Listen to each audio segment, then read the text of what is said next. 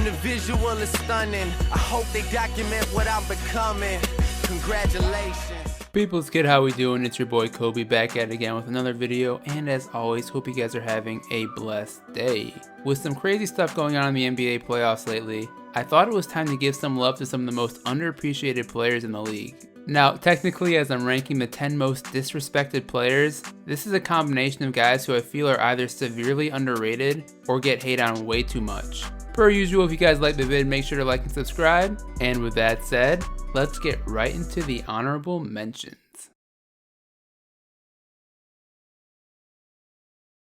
Honorable mention number 1, Kemba Walker, Charlotte Hornets. Since his days at UConn, it was clear Kemba Walker had a special talent for scoring the basketball. Despite having a few subpar shooting years in his early years with the Hornets, Kemba has progressed to the point where he is one of the finest scorers we have that nobody talks about. Finishing up a career year with averages of 25.6 points per game, 4.4 rebounds, and 5.9 assists, I really think it is time for some NBA contender to make a move and get him on a big market team. Because whether or not you knock Walker for not getting the Hornets to the playoffs this year, it is very easy to see he would be a dynamite addition to a team looking for some help to return to their glory days. This team also may or may not reside in Los Angeles, California, and wear purple and gold jerseys. Just get it done, LeBron. Honorable mention number 2, Russell Westbrook, Oklahoma City Thunder. It is actually pretty ironic putting Westbrook anywhere near this list after getting beat down by the Trailblazers in 5 games, but I cannot believe how much hate he is currently getting from just about everyone. No matter what your opinion is on his body language or comments to the media, one must understand the Thunder were actually the 6th seed in this matchup, going up against the 3 seed. If you were to do a playoff simulator 100 times, the Blazers would advance more often than they would not, so I don't understand why people are considering this to be an upset. Also, for the 3rd straight year in a row, Westbrook averaged another triple-double on the season, and while they're getting a bit stale in conjunction with his lack of playoff success, these are feats we probably will never see again in our lifetime. I agree, maybe he can tone it down a bit with the showboating or trash talking when Dame Lillard really ate his cake this series, but to start calling him the most overrated player in the league, or not a franchise player, is just idiotic if you ask me. Number 10, Nikola Jokić, Orlando Magic. For all my daily and season-long fantasy players out there, this player should come as no surprise as he is one of the biggest stat stuffers in the entire NBA. Drafted 16th overall in the 2011 NBA draft by the Sixers, but then traded to Orlando in the Dwight Howard deal, Vucevic is a fine example of a player whose return on investment rapidly accelerated in comparison to the deceleration of the other trade assets involved in this deal. At 7 foot 260 pounds, Nikola has no qualms of posting up bigs down low, yet he has made it a point to improve his floor spacing capabilities over the last few years, putting up around 3 3-pointers attempted per game. After earning his first All-Star selection this past February with averages of 20.8 points per game, 12 rebounds, and 3.8 assists to go with an underrated 1 steal and 1 block per contest, again shout out all my fantasy bros, Nikola is starting to get some looks from fans and organizations alike for what will definitely be an interesting offseason. Despite having just a lukewarm first round series against Marc Gasol and the Toronto Raptors, as an unrestricted free agent, expect Nikola to garner some consideration for the max contract by some NBA front offices, at which point we might have to call him overrated. But until then, he can settle in at number 10 on this list. Number 9, Chris Paul, Houston Rockets. I apologize to some people who are tired of seeing familiar faces in the same topics of discussion, but quite frankly, Chris Paul still doesn't get the respect he deserves. At 33 going on 34, and 6 foot listed, which probably means he's an inch or two shorter, the man continues to cook up against all the new young blood that enters the league year in, year out. Earlier this season, after a cold start and a groin injury that took him out of commission, many NBA fans were out for Paul's head, saying he was pretty much done and no longer a star among the best. And yes, while looking at the stats, it is clear to see CP3 has dropped a bit in his scoring and efficiency numbers. You cannot tell me he still isn't one of the 5 best ball distributors in the NBA when going off the eye test. In the first round against the Utah Jazz, he easily won his matchup against Ricky Rubio, averaging 17.4 points, 5.4 rebounds, and 5.2 assists, along with 2.8 steals on 45% shooting from the field. And against the Warriors, CP3 is one of the few point guards that could realistically outplay Steph Curry over the course of a 7-game series. So although there is no doubt the 4 years $160 million contract he received last offseason is a pricey bet on a player with nagging health status, he continues to show when he is healthy he is worth every single penny. Number 8. Lonzo Ball, Los Angeles Lakers. Looking at the full list of 10 guys I compiled, Lonzo is definitely the worst player to be featured. Actually, just kidding, that's not true. There's one player later who hasn't beat. But anyways, despite not being a bona fide star in the NBA at this current moment, he still continues to get a lot of hate for what he's not and not enough praise for what he is. With arguably the funkiest looking jump shot in the league, as well as the proud owner of a career 43.7 free throw percentage, it is clear Lonzo ain't winning any 3-point contest anytime soon, if ever. Yet for anyone that caught him play with the Lakers this year, it was hard not to notice the calming effect he provided when he was on the court, as opposed to how the Lakers looked when he was out. Despite obviously taking a backseat to LeBron this year in the playmaking department, Lonzo continued to make impactful contributions with his hustle and very strong basketball IQ, whether it be getting in the passing lane or making a nice cut to start a scoring opportunity. If that wasn't enough, after the season-ending injury for Lonzo, it is quite the interesting coincidence that the Lakers pretty much flamed out once he went down. With LA pretty much in limbo on their next move, it will be quite interesting to see what they decide to do about the Lonzo Ball situation. Unless they can feel themselves an Anthony Davis type of player, my personal thoughts would be to keep him and continue to try to develop him into his peak draft day comparison, Jason Kidd. Surprisingly, that comp is not yet out of the question. Markelle Fultz on the other hand.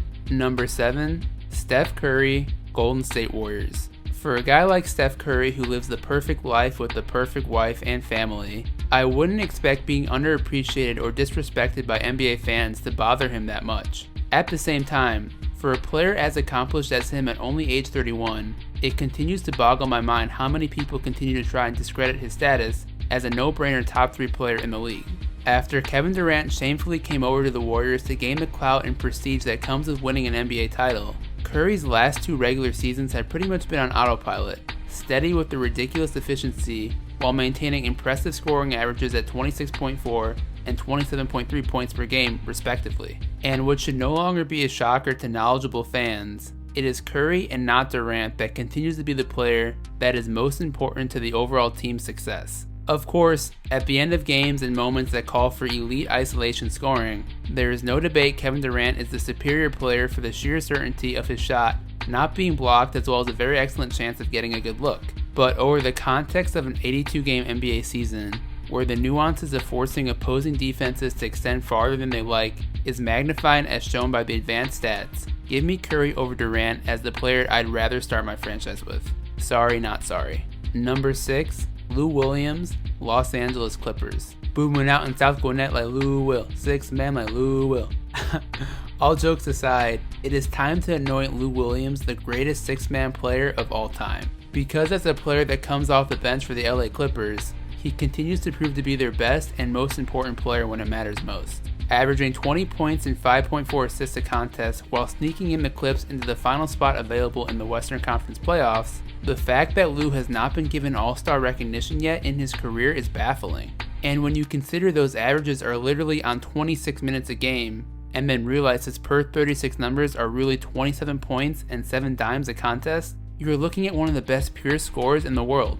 Despite losing to the Golden State Warriors in 6, once again, Lou showed how dangerous he is at the end of games with the ball in his hands, as he's an equal threat to shoot, get into the lane, or find a roll man.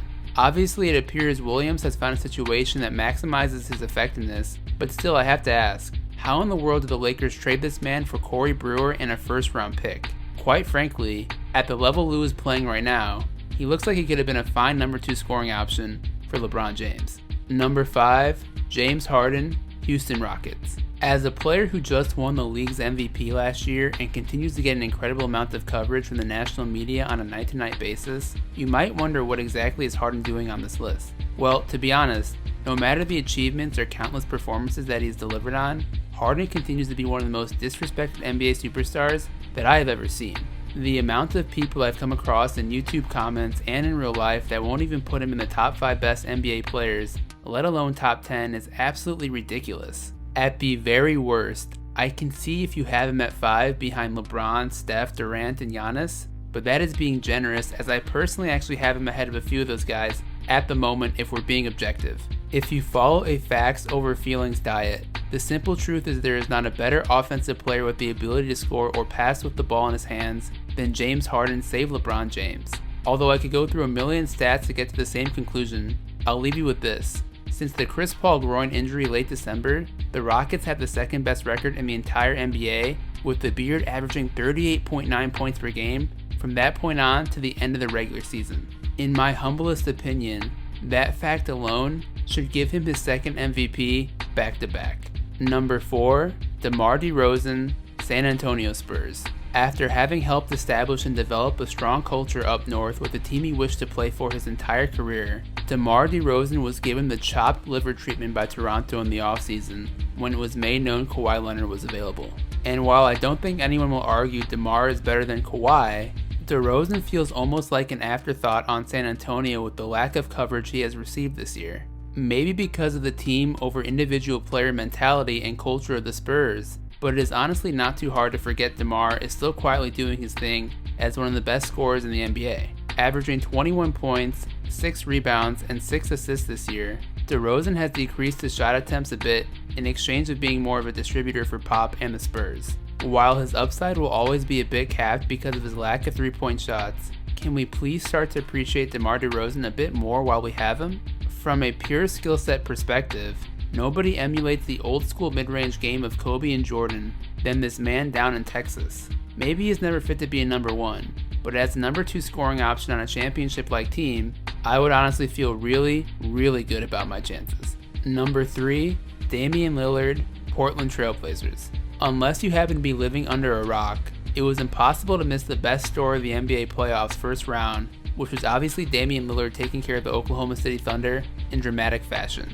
Now the holder of 2 of the 5 walk-off playoff series buzzer beaters, Lillard has put himself in rare category with some of the coolest moments you will ever see. For some reason, every year it seems people decide to sleep on Dame because he plays for a small market team that doesn't get the same type of press as a team with multiple stars. While the media will fawn over Westbrook triple-doubles and a loss, a gutsy win for the Blazers in the regular season, with Dame dropping 30, just doesn't get the same coverage. Shout out to my boy Sam for this excellent point, but to think all of the players lately that have become complete divas, whether you look at Anthony Davis or Kawhi Leonard, refusing to play for the team they are under contract with, Dame is a bright spot for a league desperate for genuine stars that will honor their commitment of sticking with the girl that brung them to the dance, even if she's only a 7 out of 10.